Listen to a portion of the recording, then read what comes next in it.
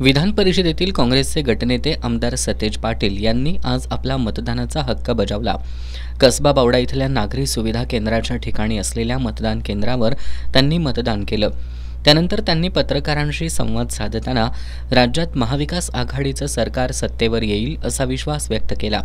महाराष्ट्रात प्रचंड उत्साहानं मतदान होत आहे। खोकेवाल्या महायुतीच्या सरकारमुळे स्वाभिमानी महाराष्ट्राला शर्मेनं मान खाली घालावी लागली आहे, अशी टीका त्यांनी केली। मराठा आरक्षणाचा प्रश्न, मराठा आंदोलकांवर झालेला लाठीमार, मालवण इथला छत्रपती शिवाजी महाराजांचा कोसळलेला पुतळा, महागाई हे सर्व मुद्दे लक्षात घेऊन महाराष्ट्रातील जनता महाविकास आघाडीला साथ देईल असा विश्वास त्यांनी व्यक्त केला। मराठा समाजावर आंदोलनावर झालेला लाठीमार आणि अनेक विषय आहेत या राज्यात। छत्रपती शिवाजी महाराजांच्या पुतळ्याचा झालेला अवमान असेल, बदलापूरची घटना असेल, वाढलेली महागाई असेल, ह्या सगळ्या गोष्टी नजरेत ठेवून निश्चितपणे महाराष्ट्रातली 13 कोटी जनता महाविकास आघाडीला मॅन्डेट देईल अशी आम्हाला खात्री आहे। कोल्हापूरमध्ये पण चंदगडपासून शिरोळपर्यंत सकाळपासून अत्यंत उत्साहात मतदान सुरू आहे।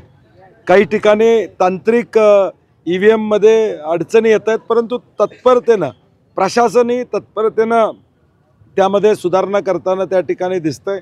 काही किरकोळ तक्रारी येतात, परंतु ताबडतोब त्यामध्ये सुधारणा करण्याची भूमिका प्रशासनाने घेतलेली आहे आणि आम्हाला खात्री आहे की या राज्यातली जनता हे महाविकास आघाडीला मॅन्डेट देईल आणि महाविकास आघाडीचं सरकार येईल। भाजप नेते विनोद तावडे पैसे वाटप करताना सापडल्याच्या घटनेवर बोलताना आमदार सतेज पाटील यांनी महायुतीचं सरकार खोकेवालं सरकार असून पैशाच्या ताकदीवर मतं विकत घेण्याचा प्रयत्न करतंय हे महाराष्ट्रातल्या जनतेला माहीत असल्याचं सांगितलं।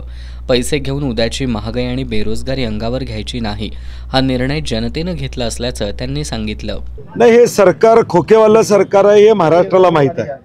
पैशाच्या ताकदीवर मतं घेण्याचा प्रयत्न हे सरकार करतंय हे आता महाराष्ट्रातल्या तमाम जनतेला माहीत आहे। परंतु हे पैसे देऊन उद्याची महागाई अंगावर घ्यायची का, उद्याची बेरोजगारी अंगावर घ्यायची का, हा जनतेनं निर्णय घेतलेला आहे की हे करणार नाही। आणि सुज्ञ आहे जनता, हे सगळं उघड्या डोळ्याने बघते। महाराष्ट्राची ज्या पद्धतीनं इमेज आज देश पातळीवर चालली आहे ती मान झुकवणारी, या ठिकाणी मान खाली घालणारी आहे। आणि म्हणून ह्या सगळ्या गोष्टी बाजूला सारून महाविकास आघाडीलाच लोक मतदान करतील अशी आम्हाला खात्री आहे। 25 नोव्हेंबरला महायुती सरकारची मुदत संपत असल्यानं 26 नोव्हेंबरपर्यंत नवीन सरकार अस्तित्वात येणं गरजेचं आहे। याकरता 2 दिवस सरकार स्थापनेसाठी मिळणार आहेत। राज्यात राज्यपाल राजवट आणायची आणि खेळ करत बसायचं असा भाजपचा डाव असल्याचा आरोप त्यांनी केला।